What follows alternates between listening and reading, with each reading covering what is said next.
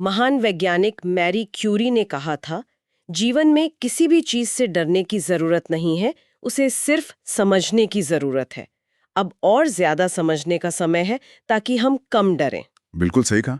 और जब बात विस्फोटक जैसी चीजों की हो, तो ये समझ सिर्फ डर कम करने के लिए नहीं, बल्कि जिंदगी बचाने के लिए जरूरी हो जाती है। हाँ, क्योंकि यहाँ समझ की एक छोटी सी कमी या कहूँ एक मामूली सी लापरवाही बहुत बड़ी तबाही का कारण बन सकती है। वो जो कहते हैं ना, सावधानी हटी दुर्घटना घटी, ये सिर्फ सड़कों पर लिखा एक नारा नहीं है, ये सुरक्षा से जुड़े मामलों का सबसे बड़ा सच है। और इसी सच को हाल ही में जम्मू कश्मीर के नौगाम पुलिस स्टेशन में हुए धमाके ने एक बार फिर हमारे सामने ला खड़ा किया है। आज हम इसी घटना के संदर्भ में एक बहुत ही गंभीर और महत्वपूर्ण विषय पर गहरी पड़ताल करने जा रहे हैं। हमारे पास इंडियन एक्सप्रेस में प्रकाशित एक विस्तृत विश्लेषण है। जिसमें विशेषज्ञों से बातचीत के आधार पर यह समझाया गया है। बिल्कुल, कि जब्त किए गए विस्फोटकों को संभालने का सही प्रोटोकॉल क्या है और जमीनी हकीकत में अक्सर चूक कहाँ होती है। देखिए, ये चर्चा सिर्फ एक घटना का विश्लेषण नहीं है, ये आंतरिक सुरक्षा मतलब इंटरनल सिक्योरिटी और आपदा प्रबंधन के लिहाज से भी बेहद महत्वपूर्ण है। खासकर उन सभी के लिए जो यूपीएससी जैसी परीक्षाओं की तैयारी कर रहे हैं। हाँ, उनके लिए तो इन प्रक्रियात्मक प्रोटोकॉल्स को और उनके कार्यान्वयन में जो चुनौतियां आती हैं, उन्हें समझना बहुत जरूरी है। ये सीधे सीधे जीएस पेपर 3 का विषय है। तो हमारा मकसद भी यही है कि इस घटना के बहाने उन प्रक्रियाओं और चुनौतियों को समझा जाए जिनका सामना हमारी सुरक्षा एजेंसियां करती हैं। तो चलिए शुरू से शुरू करते हैं। जी। मान लीजिए किसी छापे में सुरक्षा बलों को कोई संदिग्ध विस्फोटक या आईडी मिलता है। उस लम्हे में सबसे पहला और सबसे जरूरी कदम क्या होना चाहिए? देखिए, सबसे पहला, सबसे अहम और जिसे कह सकते हैं कि एक नॉन नेगोशिएबल कदम, वो है विशेषज्ञों को बुलाना। विशेषज्ञों को? हाँ, जैसे ही कोई संदिग्ध विस्फोटक या आईडी मिलता है, प्रवर्तन एजेंसी की पहली जिम्मेदारी है कि वो सामग्री को छुए बिना, हिलाए बिना तुरंत जिले की बम डिटेक्शन टीम बीडीटी और बम डिस्पोजल स्क्वाड यानी बीडीएस को सूचित करें। मतलब ये काम आम पुलिस कर्मियों का है ही नहीं? बिल्कुल नहीं, नियम साफ है। ये सुनने में तो बहुत सीधा और तार्किक लगता है। लेकिन क्या दूर दराज के इलाकों में, खासकर जो संघर्ष वाले क्षेत्र हैं, वहां वाकई हर जिले के पास एक पूरी तरह से सुसज्जित और 24/7 उपलब्ध बम डिस्पोजल स्क्वाड होती है? आपने एक बहुत ही व्यवहारिक और गंभीर मुद्दा उठाया है। कागज पर तो प्रोटोकॉल यही है, लेकिन जमीनी हकीकत में कई बार इन टीमों को पड़ोसी जिलों या राज्य के मुख्यालय से आना पड़ता है, जिसमें बहुत कीमती समय वो बर्बाद होता है। और यही एक बड़ा रिसोर्स गैप है। बिल्कुल, लेकिन प्रोटोकॉल फिर भी नहीं बदलता। स्थानीय पुलिस की जिम्मेदारी है कि वो उस इलाके को घेरे, लोगों को दूर करे और किसी भी हालत में उसे खुद संभालने की कोशिश न करे। ठीक है। इसके साथ ही petroleum and explosive safety organisation PSO, PSO, उनके विस्फोटक कंट्रोलर को भी सूचित किया जाता है, क्योंकि उनके पास इन पदार्थों की रासायनिक प्रकृति की गहरी समझ होती है। ठीक है, तो पहला नियम है इसे विशेषज्ञों पर छोड़ दो और इलाके को सुरक्षित करो।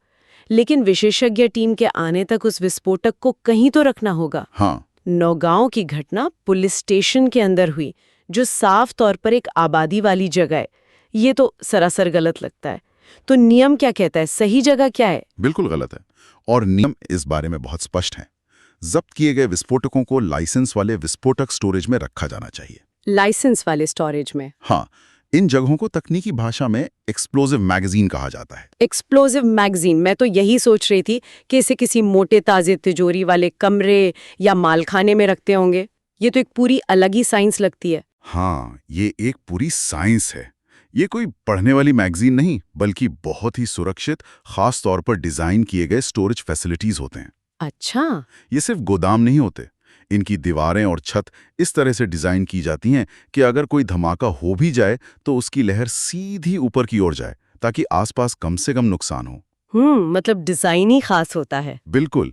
इनमें तापमान और नमी को नियंत्रित करने के सिस्टम होते हैं, वेंटिलेशन का खास ख्याल रखा जाता है, और ये हमेशा आबादी वाले इलाकों से एक निश्चित दूरी पर बनाए जाते हैं। ये तो बहुत ही विस्तृत व्यवस्था है। लेकिन फिर वही सवाल, अगर किसी दूर दराज के इलाके में छापा पड़ा हो और पास में ऐसी कोई लाइसेंस मैगजीन ना हो, तब क्या विकल्प है? यहाँ जो बात फैसिनेटिंग है वो ये है कि नियमों में इस स्थिति के लिए भी एक विकल्प दिया गया है। अच्छा। हाँ, और वो विकल्प ही इस नियम के पीछे की सोच को दर्शाता है। अगर ऐसी कोई जगह तुरंत उपलब्ध ना हो तो नियमों में एक अस्थायी समाधान सुझाया गया है। क्या है वो? उसे किसी बड़े खुले स्टेडियम में रखा जा सकता है। एक स्टेडियम में? ये सुनने में थोड़ा अजीब लगता है, लेकिन जब आप इसके पीछे की वजह सोचती हैं तो समझ आता है। हाँ, मकसद बस एक है, उसे लोगों से, इमारतों से, हर चीज से दूर रखना। अगर कुछ गलत हो भी जाए तो नुकसान कम से कम हो। बिल्कुल सही। इसलिए किसी भी हालत में पुलिस स्टेशन या किसी भी रिहायशी इमारत में इतनी बड़ी मात्रा में विस्फोटक रखना नियमों का सीधा और गंभीर उल्लंघन है। जब तक कि उसे खास तौर पर नामित न किया गया हो। हाँ, जो कि पुलिस स्टेशन के मामले में लगभग कभी नहीं होता। तो सही जगह पर रखना बेहद जरूरी है।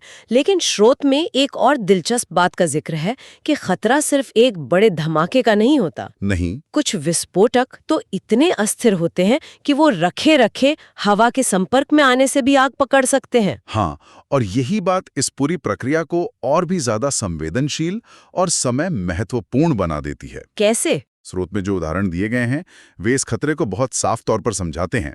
जैसे सोडियम धातु अपने आप में विस्फोटक नहीं है, लेकिन अगर उसे खुली हवा में छोड़ दिया जाए तो वो हवा की नमी से प्रतिक्रिया करके तुरंत आग पकड़ लेगी। अरे बाप रे! और हाइड्रोजन गैस बनाएगी जो खुद विस्फोटक है। जरा सोचिए, किसी ने अनजाने में सोडियम का पैकेट खोला और उसे मालखाने की किसी खुली शेल्फ पर रख दिया तो कुछ घंटों में ही वो कुछ घंटों में हवा की नमी से ही वो आग का गोला बन सकता है। और फास्फोरस का भी उदाहरण दिया गया है जो कुछ हैंड ग्रेनेड में इस्तेमाल होता है। वो तो और भी ज्यादा खतरनाक लगता है। सही कहा। सफेद फास्फोरस एक ऐसा रसायन है जिसे हमेशा पानी के अंदर रखना पड़ता है। जैसे ही वो हवा के संपर्क में आता है उसमें अपने आप आग लग जाती है।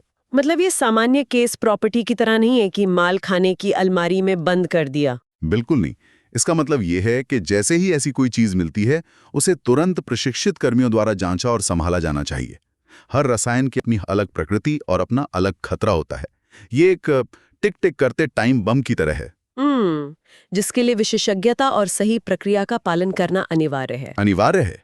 तो ठीक है, पुलिस ने विशेषज्ञों को बुला लिया और विस्फोटक को एक सुरक्षित अलग थलग जगह पर रख दिया। लेकिन ये तो एक आपराधिक मामले का सबूत भी है। हाँ, बिल्कुल। तो क्या पुलिस इसे अपनी मर्जी से नष्ट कर सकती है या इसमें कोई कानूनी प्रक्रिया है जो चीजों को और जटिल बना देती है? ये एक बहुत ही महत्वपूर्ण पहलू है। ये केवल एक ऑपरेशनल प्रक्रिया नहीं है, ये एक कानूनी जवाबदेही भी है। अच्छा। छापे का जो इंचार्ज अधिकारी होता है उसकी जिम्मेदारी है कि वो सबसे पहले उस सामग्री को सुरक्षित करे। इसके बाद बिना किसी देरी के एफआईआर दर्ज की जाती है जिसमें जब्त की गई सामग्री का पूरा विवरण होता है। और नहीं, पुलिस इसे अपनी मर्जी से नष्ट नहीं कर सकती। तो फिर कोर्ट की भूमिका आती है। बिल्कुल। एफआईआर दर्ज होने के बाद मामला उस इलाके के जुडिशियल मजिस्ट्रेट के पास भेजा जाता है और पुलिस उनसे अनुमति मांगती है। हाँ, सुरक्षा को सर्वोच्च प्राथमिकता देते हुए पुलिस मजिस्ट्रेट से इसे तुरंत नष्ट करने की अनुमति मांगती है। और मजिस्ट्रेट आमतौर पर अनुमति दे देते हैं। हाँ, आमतौर पर वो फॉरेंसिक जांच के लिए सैंपल सुरक्षित रखने का आदेश देने के बाद इसे नष्ट करने की अनुमति दे देते हैं। सबूत के तौर पे पूरी प्रक्रिया की वीडियोग्राफी भी की जाती है। लेकिन हमारी न्याय व्यवस्था में चीजें अक्सर धीमी गति से चलती हैं। क्या ऐसा होता है कि अनुमति मिलने में हफ्तों या महीनों लग जाते हैं और तब तक वो टिकिंग टाइम बॉम्ब पुलिस की जिम्मेदारी बना रहता है? यह एक बहुत बड़ी चुनौती है। आदर्श स्थिति में मजिस्ट्रेट को ऐसे मामलों में तुरंत कार्रवाई करनी चाहिए, लेकिन कई बार प्रक्रियात्मक देरी हो जाती है। और तब तक? और जब तक अनुमति नहीं मिलती और नष्ट करने की प्रक्रिया पूरी नहीं हो जाती, तब तक उन विस्फोटकों को, जैसा हमने पहले चर्चा की, लाइसेंस शुदा मैगजीन में या किसी खुली सुरक्षित जगह पर मजबूत पहरेदारी और 24 घंटे की निगरानी में रखा जाता है। ये तो बहुत ही तनावपूर्ण काम होगा। बहुत तनावपूर्ण और महंगा काम है, जिसमें लगातार खतरा बना रहता है। हर गुजरता दिन खतरे को बढ़ाता है। निगरानी तो ठीक है, लेकिन उस विस्फोटक को पहले जब्ती की जगह से उस सुरक्षित स्टोरेज यानी एक्सप्लोसिव मैगजीन तक पहुंचाना भी तो होगा। हाँ बिल्कुल, मुझे नहीं लगता कि उसे किसी आम पुलिस जीप में रखकर ले जा सकते हैं। इस परिवहन के लिए क्या कोई खास प्रोटोकॉल है? आपका सवाल बिल्कुल सही जगह पर चोट करता है, और यही हमें सिस्टम में एक बड़ी कमी नजर आती है, जिसका जिक्र स्रोत में भी किया गया है। अच्छा। विस्फोटकों को ले जाने के लिए खास तौर पे डिजाइन की गई एक्सप्लोसिव वैन होती हैं। ये कोई साधारण गाड़ियां नहीं होती। इनमें क्या खासियत होती है? मतलब ये एक सामान्य ट्रक से अलग कैसे होते हैं? ये विशेष रूप से डिजाइन किए गए कंटेनर होते हैं। इनकी बाहरी सतह पर आमतौर पर एल्यूमिनियम की चादरें लगी होती हैं ताकि जंग न लगे और ये मजबूत रहें। और अंदर की तरफ? अंदर की तरफ लकड़ी की मोटी परत होती है और फर्श पर भी रबर या लकड़ी होती है। ऐसा क्यों? ताकि परिवहन के दौरान धातु के बक्सों के घर्षण से कोई चिंगारी पैदा ना हो। और सबसे जरूरी हिस्सा होता है इनका ग्राउंडिंग मैकेनिज्म। Grounding mechanism? हाँ, गाड़ी से एक चेन या स्ट्रिप लगातार जमीन को छूती रहती है। यह सुनिश्चित करता है कि गाड़ी में स्थिर बिजली मतलब स्टैटिक इलेक्ट्रिसिटी या कोई भी इलेक्ट्रिक चार्ज पैदा हो तो वो तुरंत सुरक्षित रूप से जमीन में चला जाए। एकदम सही। यानी एक छोटी सी चिंगारी को रोकने के लिए इतनी सारी व्यवस्था। बिल्कुल। कल्पना कीजिए, एक आम ट्रक में विस्फोटक ले जाया जा रहा है, ड्राइवर तेजी से ब्रेक लगाता है, कोई मेटल का बॉक्स खिसड़ता है, एक छोटी सी चिंगारी निकलती है और बस सब खत्म। तो एक्सप्लोसिव वैन के अंदर की लकड़ी, रबर और वो ग्राउंडिंग चेन सब इसी एक चिंगारी को रोकने के लिए होती है। हाँ, और अगर दुर्भाग्य से कोई धमाका हो भी जाए तो वैन की मजबूत बनावट काफी हद तक उसके असर को सीमित कर सकती है। ये तो बहुत ही जरूरी उपकरण लगता है। कमर्शियल माइनिंग इंडस्ट्री और सेना तो इनका इस्तेमाल करती ही होगी। हाँ, वे इसका नियमित रूप से इस्तेमाल करते हैं। लेकिन स्रोत जो चिंताजनक बात बताता है वो ये है कि ऐसी वैन हर जिला पुलिस बल के पास उपलब्ध नहीं होती। अच्छा। और जम्मू कश्मीर जैसे संवेदनशील इलाकों में जहां विस्फोटकों की बरामदगी इतनी आम है, वहां तो इनकी उपलब्धता हर हाल में सुनिश्चित की जानी चाहिए। ये तो मतलब सिर्फ प्रक्रिया का एक हिस्सा नहीं, बल्कि सुरक्षा बलों और आम नागरिकों की जान की सुरक्षा के लिए एक बुनियादी जरूरत है। बिल्कुल। संसाधनों की ये कमी एक गंभीर प्रक्रियात्मक खतरा पैदा करती है। तो इस पूरे चर्चा को अगर हम समेटें तो ये साफ है कि जब्त विस्फोटकों को संभालने के लिए एक बहुत ही स्पष्ट और विस्तृत मानक संचालन प्रक्रिया मतलब SOP मौजूद है। हाँ, है तो। इसमें विशेषज्ञ टीमों को बुलाना, उसे एक्सप्लोजिव मैगजीन जैसी सही जगह पर स्टोर करना, कानूनी प्रक्रिया का तेजी से पालन करना और सुरक्षित परिवहन के लिए एक्सप्लोजिव वैन का इस्तेमाल करना शामिल है। बिल्कुल। नौगांव जैसी घटनाएं ये चीख चीख कर कहती हैं कि इन प्रक्रियाओं के पालन में हुई एक भी चूक कितनी घातक हो सकती है। सही कहा। तो इसका मतलब ये सिर्फ एक हादसा नहीं है, ये इस बात की ओर इशारा करता है कि हमारे तौर तरीकों में मतलब प्रोसीजरल गैप्स और शायद जरूरी सामान और ट्रेनिंग यानी रिसोर्सेज में भी कहीं न कहीं कमी है। ये हमें याद दिलाता है कि प्रोटोकॉल बना देना ही काफी नहीं है। हाँ, उनका कड़ाई से पालन सुनिश्चित करना और उसके लिए जरूरी संसाधन उपलब्ध कराना भी उतना ही महत्वपूर्ण है। सुरक्षा की चेन में एक भी कमजोर कड़ी पूरी चेन को तोड़ सकती है। चर्चा तो जब्त किए गए पारंपरिक विस्फोटकों जैसे RDX या IED के बारे में थी, लेकिन क्या हमारी पुलिस और फर्स्ट रिस्पॉन्डर टीम्स सार्वजनिक स्थानों पर अचानक सामने आने वाले रासायनिक, जैविक, रेडियोलॉजिकल या न्यूक्लियर खतरों CBRN थ्रेट्स, हाँ CBRN थ्रेट्स, उनसे निपटने के लिए भी उतनी ही अच्छी तरह से सुसज्जित और प्रशिक्षित हैं? ये एक बहुत बड़ा सवाल है। आज का खतरा सिर्फ पारंपरिक बमों तक सीमित नहीं है। क्या हम किसी डर्टी बॉम्ब या रासायनिक हमले जैसी स्थिति के लिए तैयार हैं?